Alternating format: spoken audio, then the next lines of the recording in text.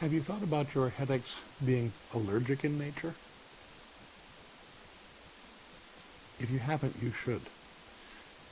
The most classic reactions are people who get migraines, who have been documented to have them because of problems with coffee or peanuts or chocolate. But there's a lot of other headache responses that can tie in with other kinds of foods and other kinds of chemicals. I had one patient who for years couldn't drink wine because of the sulfites that were being added to the wine so that the wine wouldn't spoil before it was bottled. Interestingly, even though she knew this was a response to the sulfites, this was something that was able to be treated mechanically. But other times, when people know that let's say consuming gluten or a dairy product or eggs will trigger a headache, you either need to avoid the food allergy so that you don't have the allergic response, or you need to figure out why the food allergy is occurring and treat that problem instead. But the third option of using anti-allergy products, Benadryl for instance, that's a low-level response, one that I don't think much of. Because after all, you're symptom treating and you're not even trying to do a good job of controlling your symptoms. So this is not appropriate. What can you do? Well, the first thing is to determine what the allergies are. And that's not always easy. If you do blood tests for allergy, for instance, there's different kinds of blood tests that test different parts of your immune system, so they will give you different responses.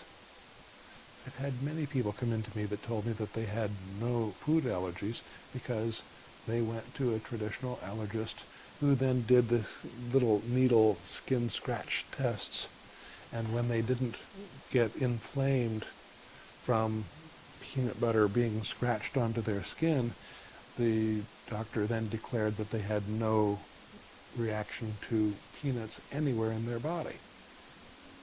And this doesn't actually follow.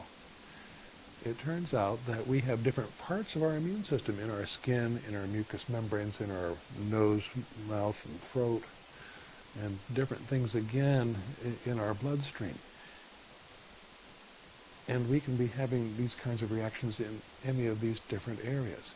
The reactions we get to an allergen have to do with the antibodies being made against the food because of an inappropriate biochemical response at some time in the past that's going on and on. And so when we're having that food reaction, then we can trigger certain kinds of inflammation that can then lead to a headache or other joint pains. So some people will have dairy products and will get bloating and gas. Others will have constipation and diarrhea. Other people will get headaches. Other people will get copious mucus manufacture in the head area, nose and sinuses. And yet that can all be a reaction to different people to the same food. So we go back to testing. We can do a blood test. We can test the immunoglobulin levels of the IgG, immunoglobulin group G, IgE, IgM, and these different antibody groups give totally different responses. There's also allergy tests that are more accurately considered to be food intolerance tests, where a laboratory technician will watch the response of white blood cells to slides that have different kinds of foods on them. And then they will give you a judgment.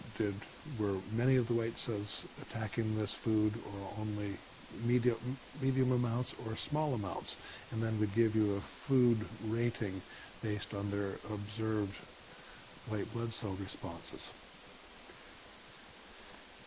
There's other tests now that I'm not sure how they work, but they're using spots of blood. And reactions of many different foods can be triggered by, say, 2 or 3 drops of blood. You can run many tests, but all of these food tests are imperfect. None of them will be entirely accurate. They are always designed to get you into the ballpark of understanding what your food allergy responses are. And then once you have those food allergy responses, then through enough detoxification, through some kinds of energetic, emotional healing techniques. My wife, Tricia, used to treat people with a technique called lifonics. And with lifonics, she actually got the allergies better, and they would just sort of talk and meditate together, the therapist and the patient. So you have to figure out whether just to avoid those allergic substances or try to treat the problems so the allergies go away. But nonetheless, you need to know. So the blood test gets you into the ballpark, and then you watch your responses. The best technique is actually a food journaling technique where a person gives up food for perhaps 5 days and only on water, or 5 days of only on, say, rice protein powder or another protein powder that the person already has found agreeable. And then after the 5 days, they start journaling what foods they're eating and keeping track of their responses. So day 1, you'll eat an obscure food that you don't eat very often. Perhaps you'll try a rutabaga. And if the rutabaga goes down very smoothly, no digestive tract disruption, then you'd write down that rutabaga is okay. And the next day, you would still be keeping track. If you woke up the second day and you were feeling weird, you might be suspicious of the rutabaga. But if you wake up the second day and you're feeling as good as you did on the 5th day of your fast, except that you're getting to eat, then rutabaga is going to stay on your safe list, and you're going to add another obscure food, perhaps okra. Maybe you want some protein besides the protein powder that you're consuming. So you could try lamb or bison or wild boar. And once again, you only add one food that day, you eat it 3 times, and then in your journal you're keeping track of how you feel. Are you feeling tired? Are you getting digestive tract discomfort? Are you able to sleep normally? Do you feel calm? Are you headachy? Is your nose running? Do your eyes hurt? You see? And then if day 2 goes well, then day 3 you'll add another food. Let's say on day 3 you pick out something that you react to. Then on day 4 you would go back to the foods that you only had on day 1 and 2, because those were your safe days. And you'd give up the food from day 3. And you'd eat the safe foods on day 4, waiting to return to your normal and new symptom-free situation. Then on day 5 or 6, when you finally stop your food reaction from the new food you introduced on day 4, then you'd go back to adding another food and seeing if you can have no response. My daughter Selena had severe celiac disease. That's a severe form of gluten intolerance, to where a small amount of wheat would make her miserable for 3 or 4 days.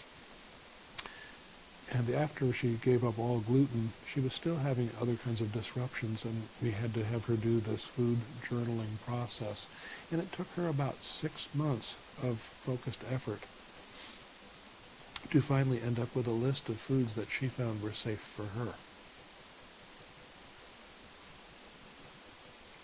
Nonetheless, it is the best of any allergy test, and it only requires perseverance, no money.